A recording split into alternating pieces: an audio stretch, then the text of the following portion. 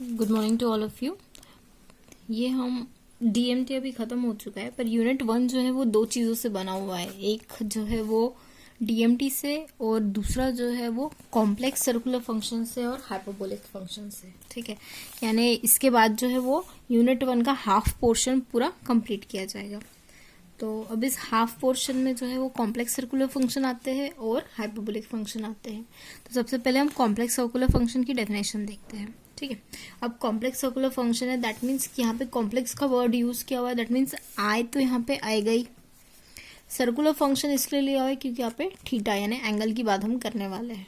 ठीक है, for theta equal to real, जब हम एंगल रियल लेते हैं तो रियल सर्कुलर फंक्शन कौन से रहते हैं, sign theta, cos theta, tan theta etcetera. ये सब वैल्यूज रहती है उनकी और उनके सिग्निफिकेंस रहते हैं, यानी उनकी जो है इंपॉर्टेंस रहती है sine theta, cos theta, tan theta की रियल वैल्यूज में।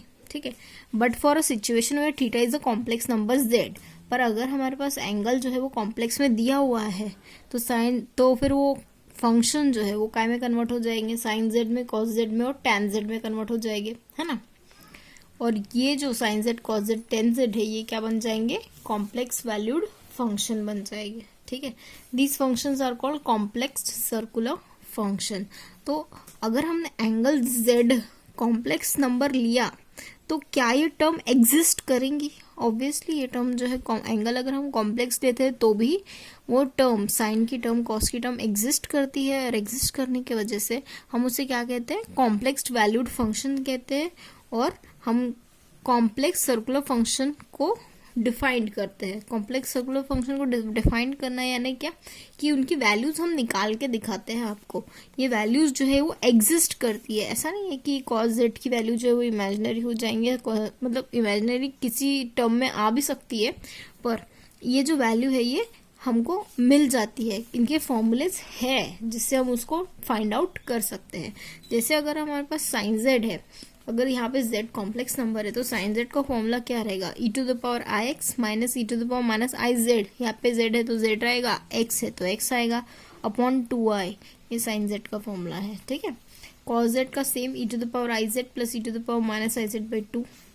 और tan z, अब ये tan z हमें कैसे मिलता है, साइन बाय कॉस। इन दोनों को आप डिवाइड करोगे तो आप देखोगे 2 कैंसिल हो रहा है, e to the power i z minus e to the power minus i z first इसमें आया, e to the power i z plus e to the power minus i z second इसमें आया। यहाँ पे आई बचा था, ये आई यहाँ पे हमने लिख दिया। ठीक है, इसी तरीके से बाकी चीज़ें भी मिल जाएंगी। अगर इसका रिवर्स करोगे तो कॉट जेड मिल जाएगा, इसका 1 करोगे तो कोसेक मिल जाएगा, इसका 1 करोगे तो सेक जेड मिल जाएगा, यानी चारों छो के छो फंक्शंस जो है वो आपको मिल जाएंगे।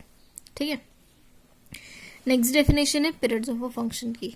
ठीक है, तो पीरियड किसे हम कहते हैं, जैसे अगर हमारे पास कोई एक वैल्यू है, उस वैल्यू को ऐड करने के बाद अगर वही फंक्शन हमको वापस मिल जाता है तो हम क्या कहेंगे कि थीटा जो है वो क्या है, उस फंक्शन का पीरियड है। ठीक है, a periodic function is a function that repeat itself at a regular interval.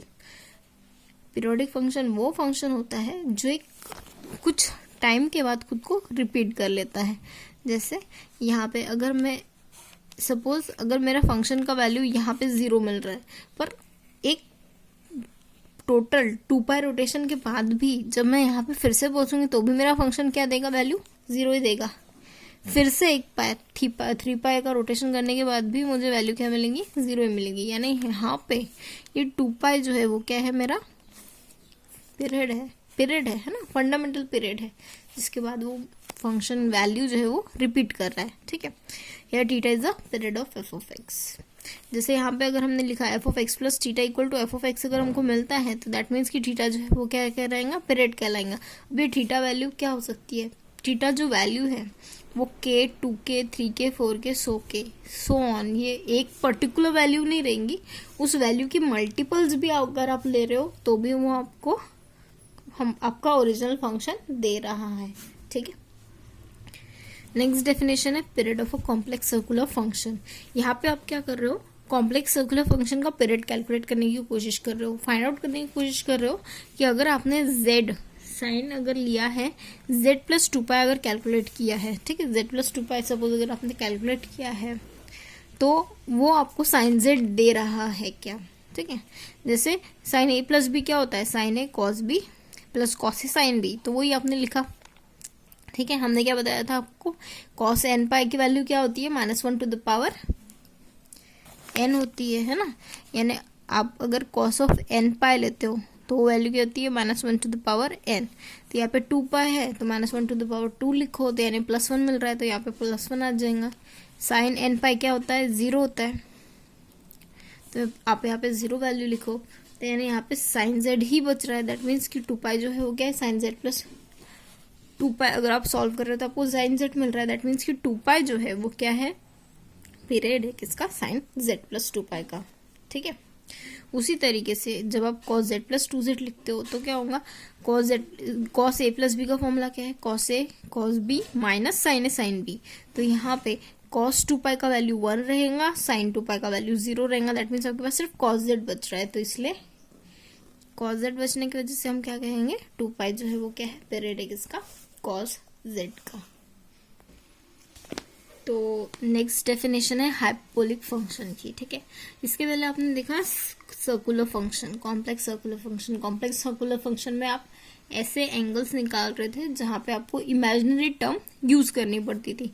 अब यहाँ पे हाइपरबोलिक फंक्शन में क्या होगा, हाइपरबोलिक फंक्शन में आप h का यूज करोगे और वो साइन hz अगर आप यूज कर रहे हो तो इसका एक अलग फॉर्मूला बन रहा है, और इस फॉर्मूले के भी आप वैल्यूज देखोगे, डिफरेंट वैल्यूज देखोगे। ठीक है, अब साइन एच जेड क्या होता है, we denote hyperbolic sine of a complex number z h sine h z. ठीक है, अभी साइन एच जेड डिफाइन करने की उनको जरूरत क्या आ गई, देखिए साइंटिस्ट लोग अलग अलग टर्म्स को डिफाइन करते हैं, डिफाइन करके उनकी वैल्यूज निकालते हैं और वैल्यूज निकाल के उसको सॉल्व करने की कोशिश करते हैं।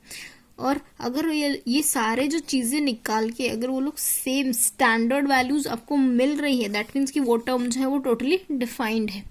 अगर हम साइन एच जेड को इस तरीके से डिफाइन करते हैं, साइन एच जेड को इस तरीके से डिफाइन करते हैं और डिफाइन करने के बाद सारी जो ओरिजिनल आइडेंटिटीज जो है, सारी ओरिजिनल आइडेंटिटीज उससे फॉलो करवाते हैं, इसका मतलब क्या होगा कि ये जो डिफाइंड किया हुआ हमारा फंक्शन है ना, वो वर्क करेगा। दैट मीन्स कि कुछ ऐसी वैल्यूज जो कि नॉर्मली हम रियल में या फिर इमेजिनरी में नहीं निकाल पाएंगे, उसे हम हाइपरबोलिक में भी निकालने की कोशिश करेंगे, जिससे उसकी वैल्यू निकल पाएगी। क्या मतलब, ये एक रास्ता और मिल जाएगा, एक और वैल्यू निकालने का एक और तरीका हो जाएगा आपके पास। ठीक है, तो we denote hyperbolic sine of a complex number z as sine h z. Hyperbolic sine को हम कैसे डिनोट करते हैं, साइन एच जेड से डिनोट करते हैं, वैसे ही कॉस एच जेड से हम किसे डिनोट करेंगे, हाइपरबोलिक कोसाइन को। ठीक है, तो these hyperbolic functions are defined as, देखो आपने इसके पहले साइन जेड डिफाइन किया था टाइम में कॉम्प्लेक्स सर्कुलर फंक्शन में। अब यहाँ पे साइन एच जेड जो है उसे आप कैसे डिफाइन करोगे, e to the power z minus e to the power minus z by 2 में। ठीक है, यहाँ पे बस आई नहीं लगा हुआ है, हाँ, और डिनोमिनेटर में भी आई नहीं लगा हुआ है। कॉस एच जेड को आपने कैसे डिनोट किया, e to the power z plus e to the power minus z by 2 से। अब जैसे आपने साइन और कॉस डिफाइन कर लिया, बाकी चीजें खुद ब खुद डिफाइंड हो जाएंगी। जैसे टैन की वैल्यू आप कैसे निकालोगे, साइन बाय कॉस के थ्रू, यानी जस्ट इन दोनों वैल्यूज को आपको डिवाइड करना पड़ेगा। कॉट जस्ट टैन का रिवर्स लेना पड़ेगा, कोसेक यानी 1/sin लेना पड़ेगा, सेक यानी 1/cos लेना पड़ेगा। ठीक है, तो आपको ये वैल्यूज मिल जाएगी। ये इनकी पूरी वैल्यूज जो है आपने कॉम्प्लेक्स की पढ़ी और हाइपरबोलिक की पढ़ी, इनको अच्छे से आप लर्न कीजिएगा। Relation between complex circular and hyperbolic function. ठीक है, तो अब यहाँ से स्टार्ट होता है कि कॉम्प्लेक्स फंक्शन और हाइपरबोलिक फंक्शन, इनके बीच का रिलेशन क्या है। ठीक है, जैसे यहाँ पे साइन आई जेड दिया हुआ है, तो sine i z is equal to i time sine h z. ये फॉर्मूलेज आपको पूछे जा सकते हैं 1 मार्क के लिए। हाँ, sine i z is equal to i time sine h z है, तो ये हमको शो करना है। ठीक है, वैसे ही cos i z equal to cos h z, tan i z equal to i time tan h z, cot i z, cosec i z और सेक आई जेड, ये सब वैल्यूज निकालनी है।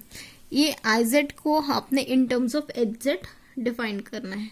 ठीक है, तो बाय डेफिनेशन अगर हम साइन आई जेड लेते हैं तो यानी क्या होता है, साइन कॉम्प्लेक्स में अगर कोई वैल्यू है तो आप उसे कैसे लिखते हो, e to the power i x minus e to the power minus i of x upon 2i।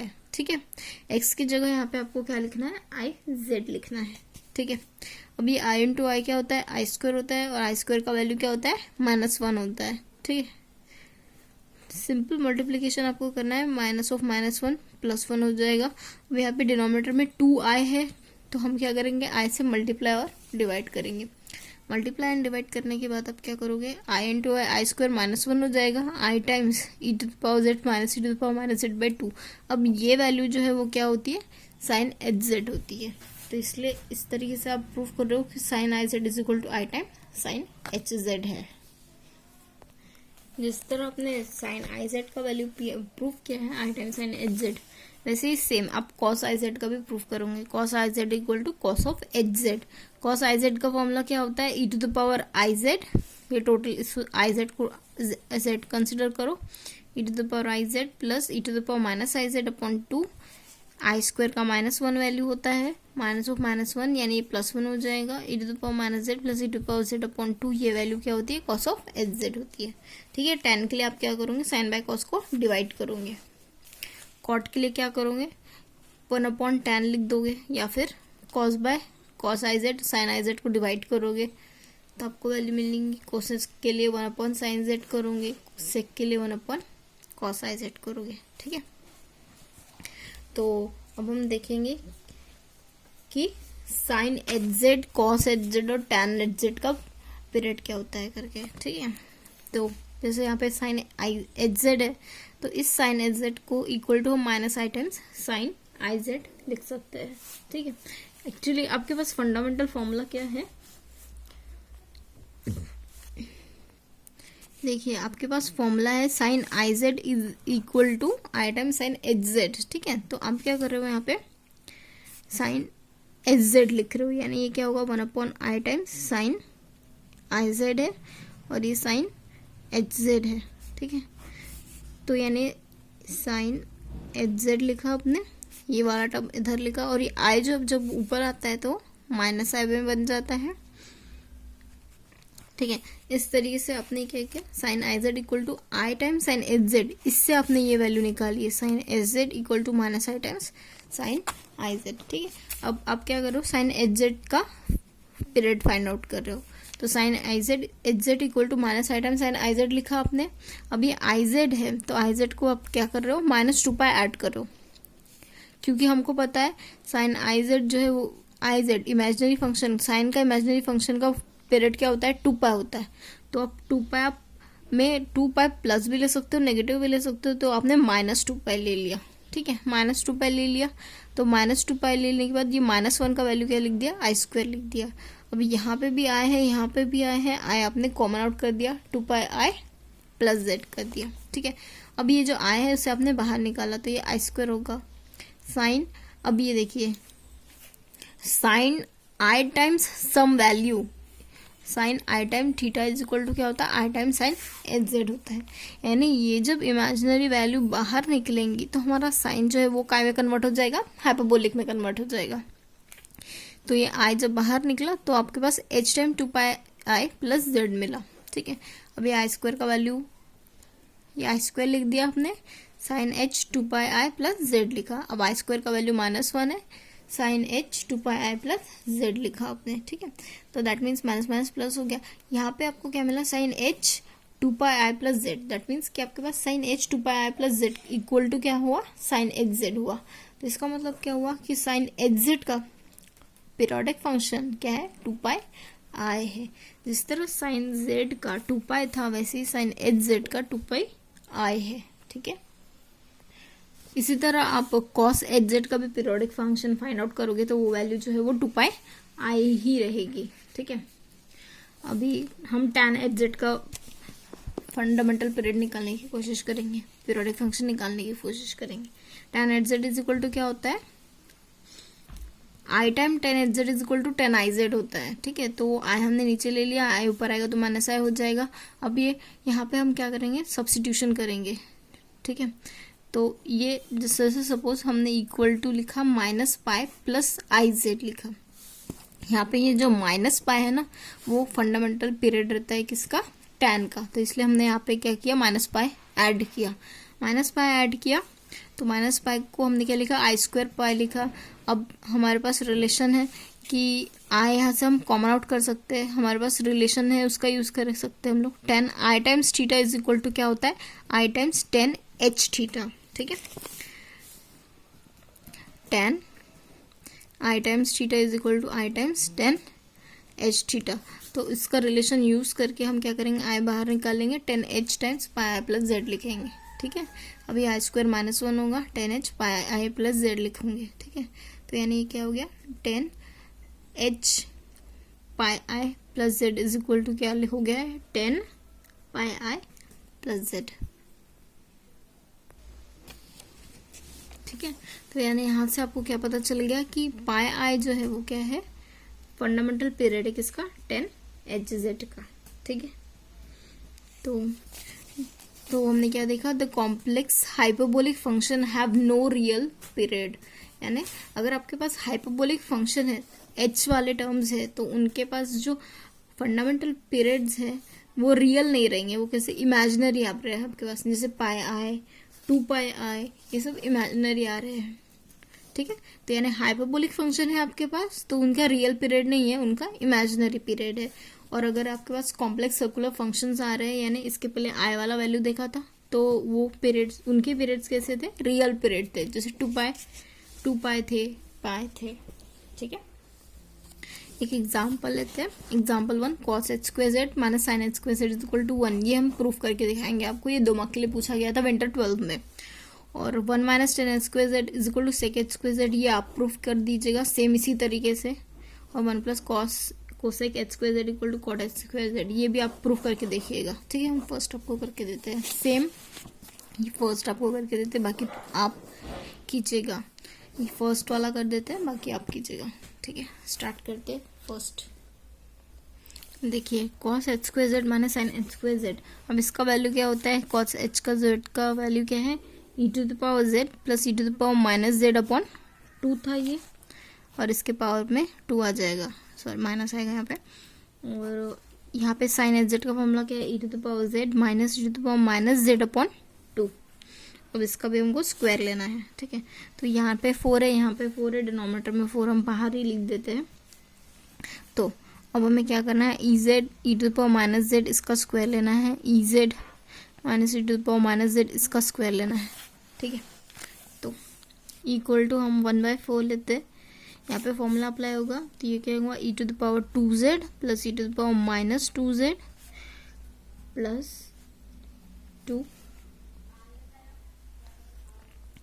E to the power z e to the power minus z, ठीक है। माइनस में आएगा फिर e to the power 2z plus e to the power minus 2z minus 2 e to the power 2z e to the power z e to the power minus z, ठीक है।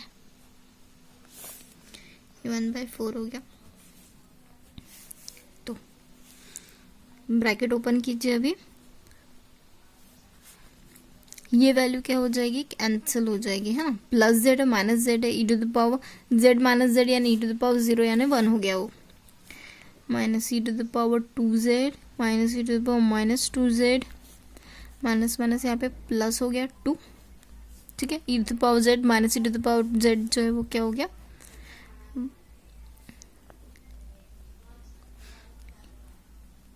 z minus z यानी e to the power 0, e to the power 0 यानी 1, ठीक है। 1/4 ई to the power, देखिए यहाँ पे 2z है, प्लस और माइनस ये कैंसिल हो जाएगा, ये माइनस प्लस और माइनस ये भी कैंसिल हो जाएगा, यहाँ पे आपके पास सिर्फ 4 बच रहा है, यानी वैल्यू कितनी आ गई 1। तो यानी इस तरीके से आपने शो कर दिया कि cos of h square z minus sine of h square z जो है वो वैल्यू कितनी आई है, 1 आई है, ठीक है। सेम आपको बाकी के 2 करने हैं, प्रूफ करके देखिए, फॉर्मूले से ही करना है इसी तरीके से। सेकंड में देखिए आपको sine h of minus z निकालना है, ठीक है। तो sine h of minus z निकालने के लिए अब क्या करोगे, इस आइडेंटिटी का यूज़ करोगे। ये आइडेंटिटी क्या है, sine of i z equal to i time sine h z है, ठीक है। आपको क्या करना है, साइन एच जेड का वैल्यू निकालना है पहले। आप पहले साइन एच जेड का वैल्यू निकालोगे, sine h z equal to क्या होता है, 1/i time sign i z होता है, ठीक है। तो आप यहाँ पे आई ऊपर ले जाओ तो ये क्या होगा, माइनस आई हो जाएगा साइन आई जेड। ठीक है, अभी यहाँ पे हम सपोज ये एंगल जो है वो हम नेगेटिव कर रहे हैं, जेड का वैल्यू हम नेगेटिव कर रहे हैं, तो यानी क्या होगा, sine minus i of z हो जाएगा। ठीक है, यानी sine h of minus z का value, sine h of minus z का वैल्यू क्या होगा, minus i time sine minus of i z. ठीक है, तो यानी जस्ट इसका वैल्यू आप यहाँ पे पुट करोगे, तो यानी ये वैल्यू क्या होगी, minus i times sine minus i z. ठीक है, तो इसे आप कैसे लिखोगे, minus of sine i z. ठीक है, क्योंकि sine of minus theta is equal to क्या होता है, माइनस साइन थीटा होता है। ठीक है, ये जो आई है, अब इसको फिर से न्यूमरेटर में लिखिए, न्यूमरेटर डिनोमिनेटर में लिखिए, तो ये माइनस आई नीचे जाएगा तो प्लस आई हो जाएगा। ठीक है, इस तरीके से आपने लिखा minus sine i z upon i. ठीक है, तो ये -1 है, तो इस -1 को आप क्या लिख सकते हो, आई स्क्वायर लिख सकते हो, साइन आई जेड लिख सकते हो, अपॉन आई लिख सकते हो। तो यहाँ पे आई आई कैंसिल हो जाएगा, आपके पास क्या बचेगा, आई टाइम्स साइन आई जेड बचेगा। ठीक है, पर यहाँ पे साइन आई जेड जो है वो क्या होता है, साइन आई जेड का वैल्यू क्या होता है, i times sine h z होता है। ठीक है, यानी क्या होगा, आई स्क्वायर साइन एच जेड होगा, आई स्क्वायर साइन एच जेड यानी माइनस साइन एच जेड। ठीक है, यानी इस तरीके से आपने प्रूफ किया कि sine h of minus z जो है उसका वैल्यू क्या है, माइनस साइन एच जेड है। ठीक है, ये टोटल वैल्यू क्या है, माइनस साइन एच जेड है। ठीक है, नेक्स्ट बाकी के दो जो है इसके नीचे आपने दिया है, सेम उस तरीके से करना है। नेक्स्ट हम करते हैं सी वाला, जो कि क्या था, sine h of z1 plus z2। Sine h of z1 plus z2 है, इसे हमको प्रूफ करके दिखाना है। तो sine h of theta is equal to क्या होता है, इसके पहले हम लोगों ने देखा था कि sine i z is equal to क्या होता है, i time sine h z होता है। Sine i z is equal to i time sine h z है। तो सपोज इस जेड की जगह पे अपन z1 प्लस z2 लेते हैं, z की जगह पे हम z1 प्लस z2 लेते हैं, तो यानी z की जगह हम z1 प्लस z2 लेते हैं, तो यानी यहाँ पे ये वैल्यू क्या होगी, 1 upon I times sine I of z1 plus z2 हो जाएगी। ठीक है, तो यानी ये क्या होगा, minus i time sine of i z1 plus i z2 हो जाएगा। आई हमने मल्टीप्लाई कर दिया, तो अब ये minus i as it is लिखा हमने। ये साइन ए प्लस बी का फॉर्मूला आप अप्लाई कीजिए। साइन ए प्लस बी क्या होता है, sine A cos B plus cos A sine B. ठीक है, ये फॉर्मूला अप्लाई किया आपने, और अभी minus i as it is आप लिखिए। ठीक है, sine i z is equal to क्या होता है, i times sine h z होता है। ठीक है, कॉस आई जेड क्या होता है, cos i z is equal to cos h z होता है। ठीक है, plus as it is cos i z is equal to क्या होता है, कॉस एच जेड होता है। साइन आई जेड क्या होता है, i times sine h z होता है। ठीक है, सेम आप यहाँ पे लिखोगे। इसका रीजन क्या है, cos i z equal to cos h z और sine i z is equal to i times sine h z. ठीक है, इसलिए आपने ये वैल्यूज पुट की। तो इसके पहले वाले लाइन से हमने आई कॉमन आउट किया, तो आई स्क्वायर हो गया, आई स्क्वायर का वैल्यू -1 हमने लिखा। ठीक है, तो यानी ये क्या होगा, sine h z one cos of h z two plus cos of h z one sine of h z two. ठीक है, तो यानी ये वैल्यू क्या हमें मिली, sine h of z one cos h of Z2 plus cos h of Z1 sine h of Z2। ठीक है, यानी हमने क्या शो कर दिया कि sine H Z1 plus Z2 जो है उसका वैल्यू क्या है, sine H Z1 cos H Z2 है, cos H Z1 sine H Z2 है। ठीक है, सेकेंड वाला आप ट्राई कीजिए, इजी है। मिलते हैं नेक्स्ट लेक्चर में।